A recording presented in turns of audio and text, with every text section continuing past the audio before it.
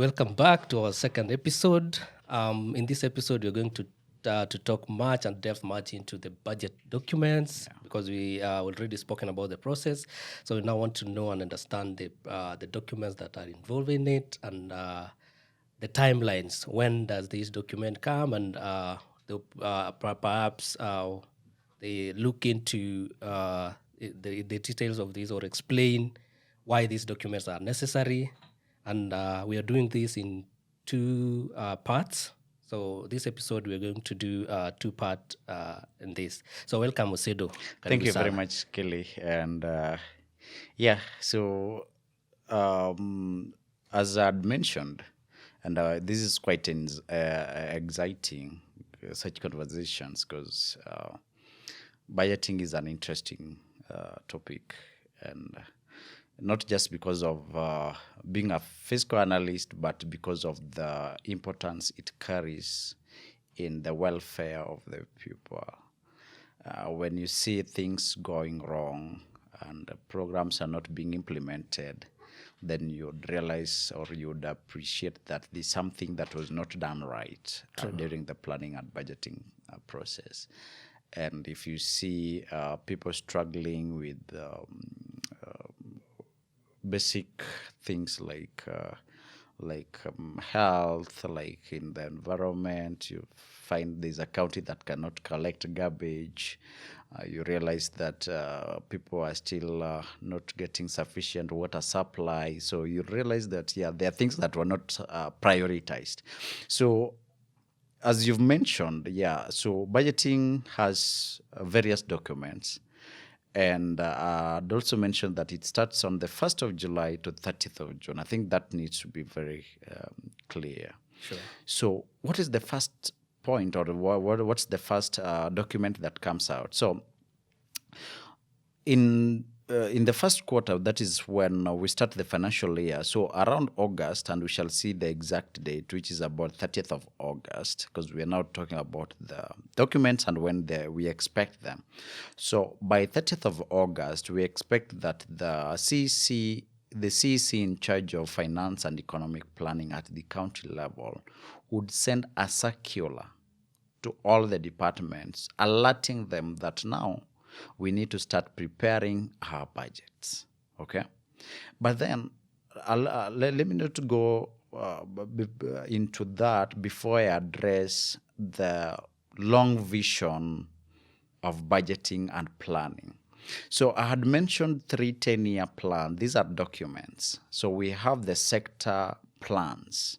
So they prepare a sector plan. That is a document that comes out at the start of every 10 years. So for example, in 2013, when we elected the first devolved government into office after promulgating the constitution, so the sectors sat down in 2013 and developed sector plans for 10 years. So the first sector plan under the new dispensation ended in 2023. Yes. So currently, as we speak, there's a new sector plan that is being developed in all the counties. So the counties are sitting now to come up with their another 10-year plan between 2023 to 2032. Okay, so those are 10 years. So once that is done, then they'll be subjected to public participation. People will be called to submit their views, and then the plans would be approved. The second document for the long vision is the urban and city plans. So these are also documents. So if you go to the county government or offices, you should be able to access these documents. So the cities and urban plan, the first generation also ended in 2023. So as we speak, this is also under development. Then the last 10-year plan or document is the spatial plan. So how do we manage our space, as I had mentioned in episode 1? So it's about managing the space, the land in that particular, in the counties. So that's also a document that every citizen should be able to access. So once we have those long-term vision, the 10-year long-term vision documents, then now we come to a 5-year plan. We call it the CIDP. I know most of you might have heard this term along the corridors as we go about our day-to-day lives. Probably you even received an invitation to attend one of the public participation on the CIDP. So CIDP is a document, or in full it's County Integrated Development Plan, and it's a document that is developed at the onset when a new regime is elected into office. So for example, in 2022, we went to election on 9th of August, and we elected new governors or new county leadership. So when they came into office, they started developing their CIDP. So the CIDP is the vision document, or the document that outlines the vision for that particular county for the next 5 years. So what it has in it is it looks at different sectors. So it borrows from the sector development, the sector plans, the urban and city plan, and the spatial plans, and then now carves out key priority areas that can be implemented within 5 years. And something to note is that, resources are very scarce. Sure. And we cannot implement everything at a go. That's why now from the 10-year plans, we need to come up with a document that is implementable within 5 years. So within these 5 years, we prioritize programs for the next 5 years. And the CIDP, so it looks at what happened in the previous CIDP. So for example, currently we are talking about the third generation CIDP. So the first one was between 2013 to 2017. Then we had 2018, 2022. Now we are looking at 2023 to 2027. So this is the third generation CIDP. So the CIDP would look at the previous CIDP, like what were we able to achieve? And then that which we were not able to achieve would be carried forward to the next CIDP or the current CIDP.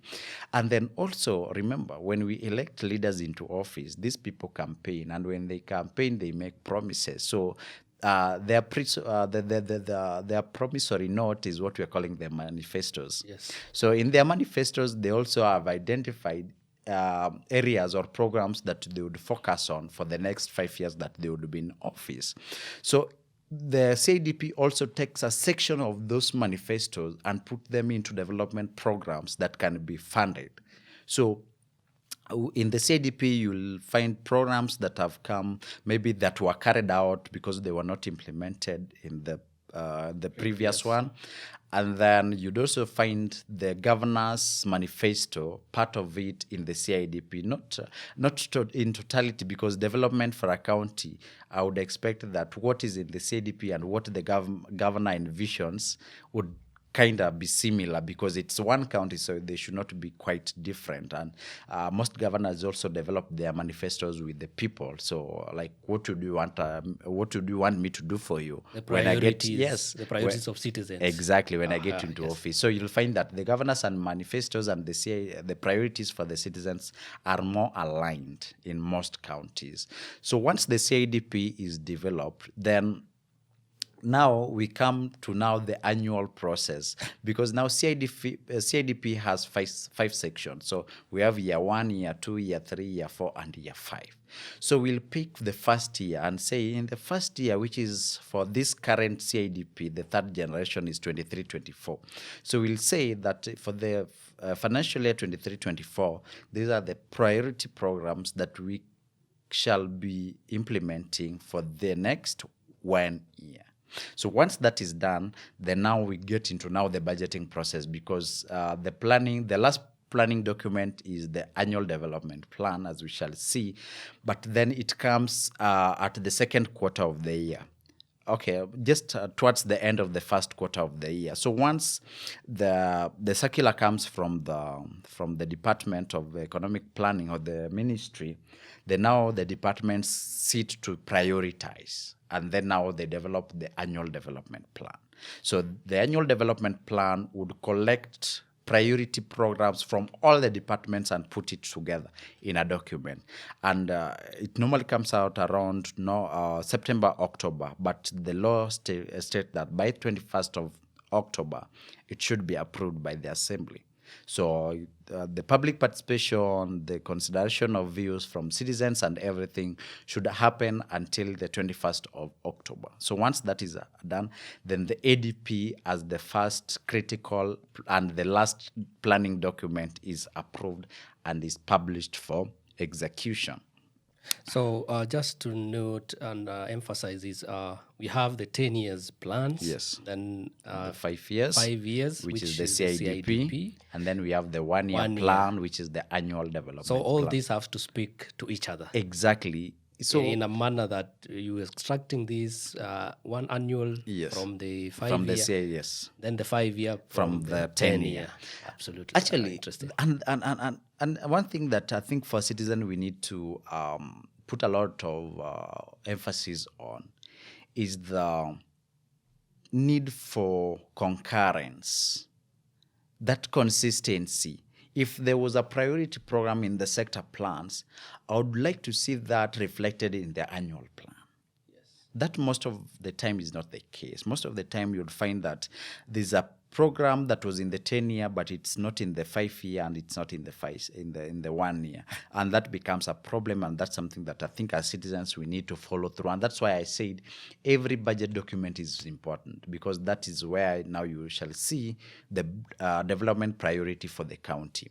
So once we have the annual development plan, so the circular has come, the annual development plan is published, and then we go to now the second or the third budget document. We call it the CBROP. And at the same time when the CBROP is being developed, remember, there's the first quarter that has just ended.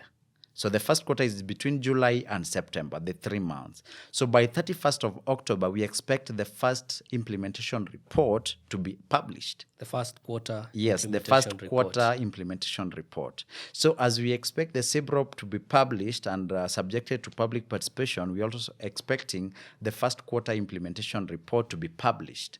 So the law dictates that by 31st of October, the document should be out. That is the first quarter implementation report. Then now the CBROP is out. That is the county budget outlook and review paper. And this is an interesting document. And interesting in the sense that it does 4 main things. Only 4. Forget about everything else. So the first thing that it does, it reviews the previous year's performance. Like it tells us, okay, how did we perform in the previous year?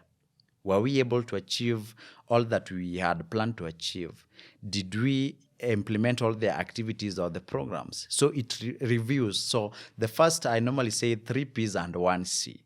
So the first P is the previous year's performance. So you just say performance. So it reviews the previous year's performance. And then the second thing that it does, it gives us the projections for the current year. So the projections, like for the departments or for the county, how much revenue or how much funds are we expecting from all the sources? So you know the sources, like from the shareable revenue, that is from the national government, the 15 or so percent, from the county taxes, levies like the cess, like the entertainment fees, then from equitable share, the equalization share also, though that has not been operationalized, but it's also source of funds for the county. Then once it gives us the projections, then now we can prioritize and say that because we expect 11 billion as a county, now within this 11 billion, we need to prioritize. Yes. Now we need to say this sector, for example, if it is health gets 3 billion, education gets 2, environment gets this, sports get this, youth gets. So we are prioritizing and sharing the 11 billion. Yes. For example, the money that has been allocated or our projection. Yes. And then something that is important to note, that the PFM Act also stipulates that 30% of all the total revenue that is sent to the county or the county gets in terms of shareable revenue and from other sources, 30% should go into development. Development here means it should construct hospitals, roads, all these development projects.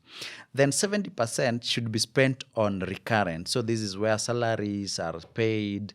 And we've seen a situation, and why I need to emphasize on this is because more often than not, we've seen the Auditor General saying that a county spent up to 90% of their funds on recurrent, and that is a problem because now we won't be able to realize development when only 10% is left for development.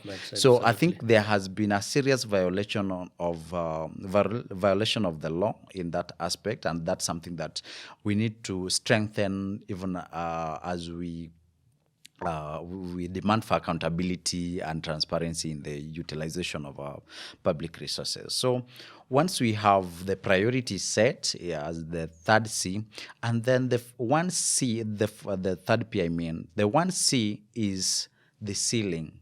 So the CBROP also gives us what we're calling the provisional ceiling. So the provisional ceiling means that for a sector like health, you'll be told that please budget, but as you do your budget, please do not go beyond 3 billion, for example. Do not go beyond 4 billion. So it gives you a provisional ceiling. And that's very important because then now as a sector stakeholder, you know the budget that you're working with. It's not a blank check. You understand, Kelly? Yeah. It's not like you are just given, okay, you go and do a budget. No.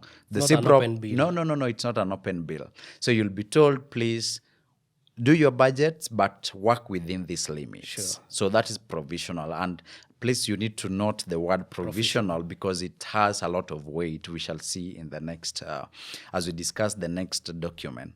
So after there, by 31st of October, the CBROP should be out as well. So to understand, on this 31st of October, we have two documents coming out. Yes. The county budget and outlook paper, Yes. CPROB, Yeah. and again, the implementation report for the first quarter. Implementation report. That's very right. All right.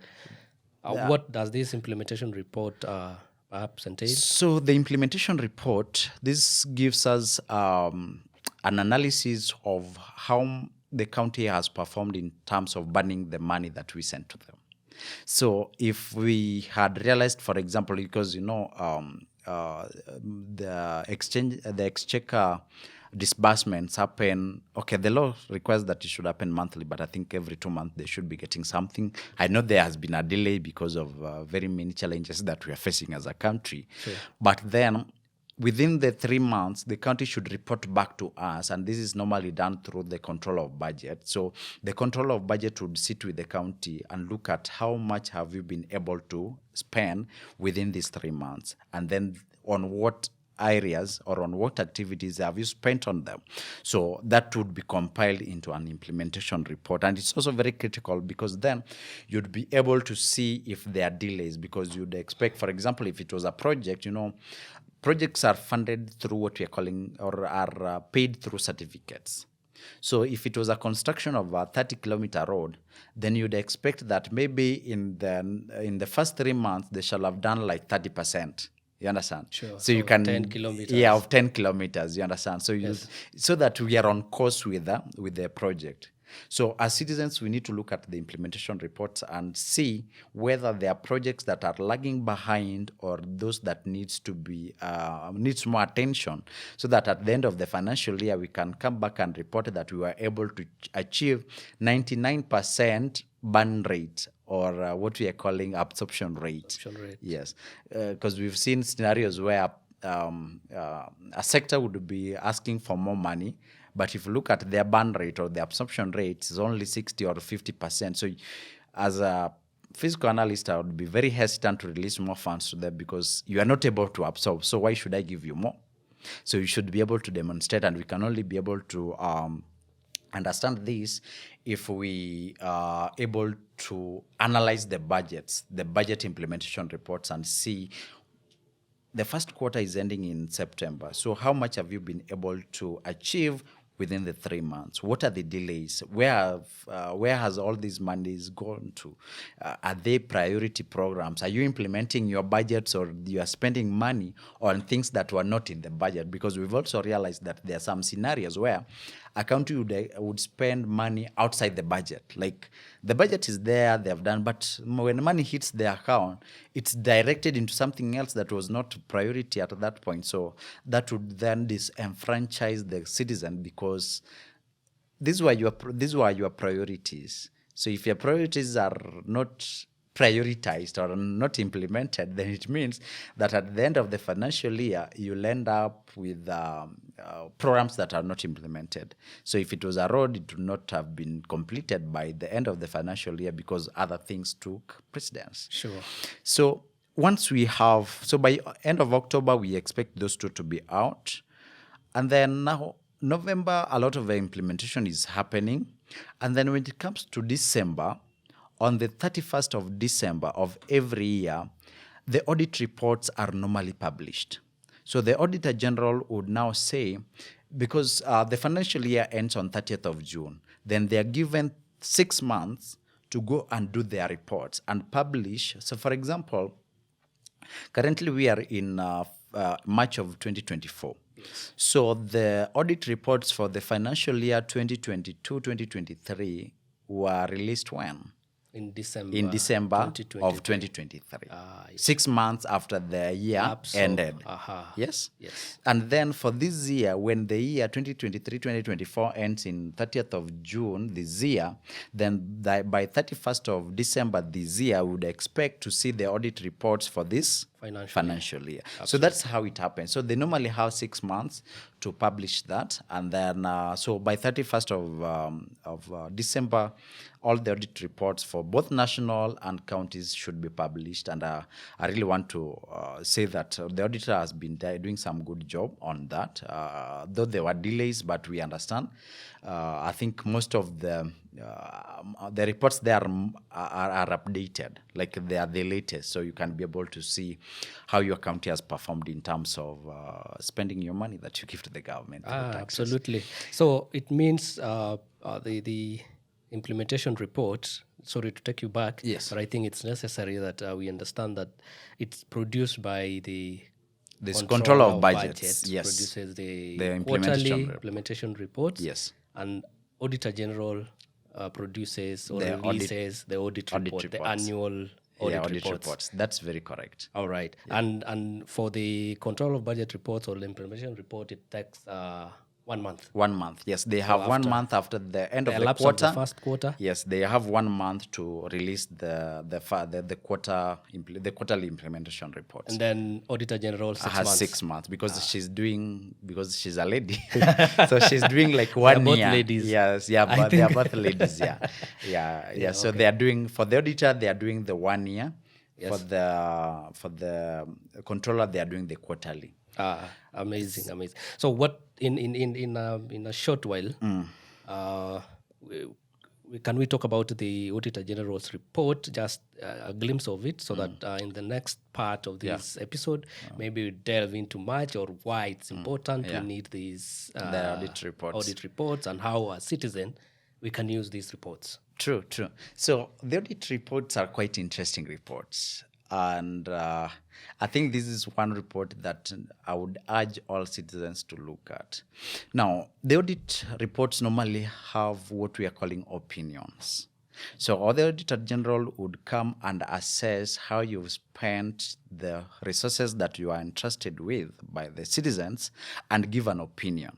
And normally there are 4 opinions. So when in scenarios where the audit report or the auditor is unable to ascertain whether you've spent the money correctly or not, then they would give a disclaimer. They would say, at this point, I'm unable to give an opinion. So they'll give what we call a disclaimer.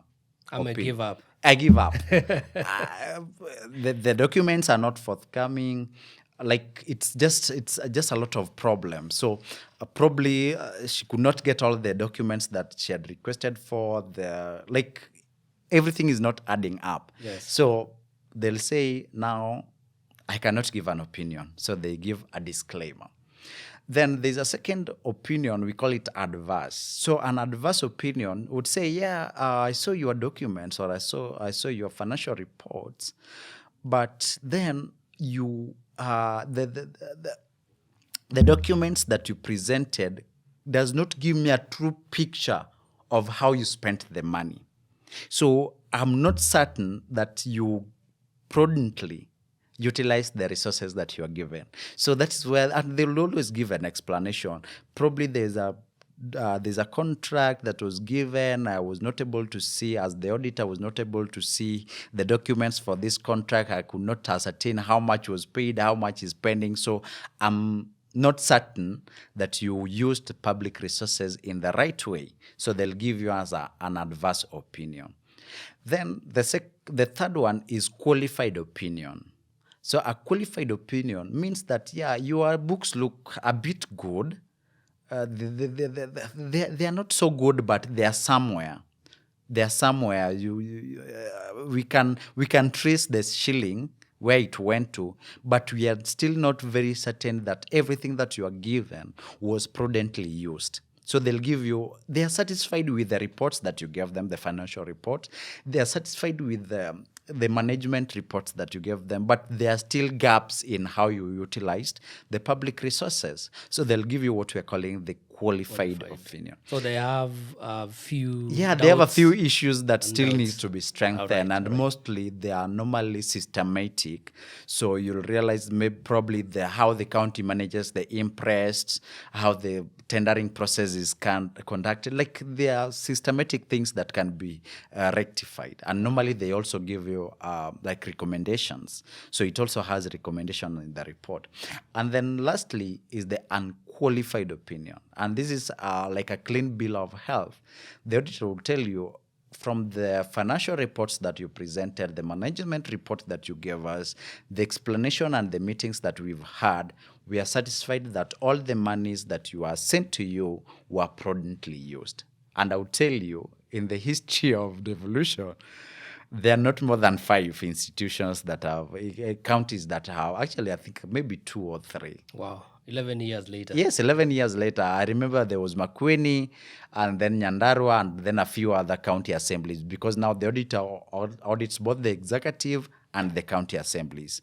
So in the history, it's not so many have been able to get an qualified opinion. Yeah. Nice, interesting. I think we'll stop at that particular point for this part, and then we'll delve into that interesting story in the next second part. Thank you. Asante sana. Thank you very much.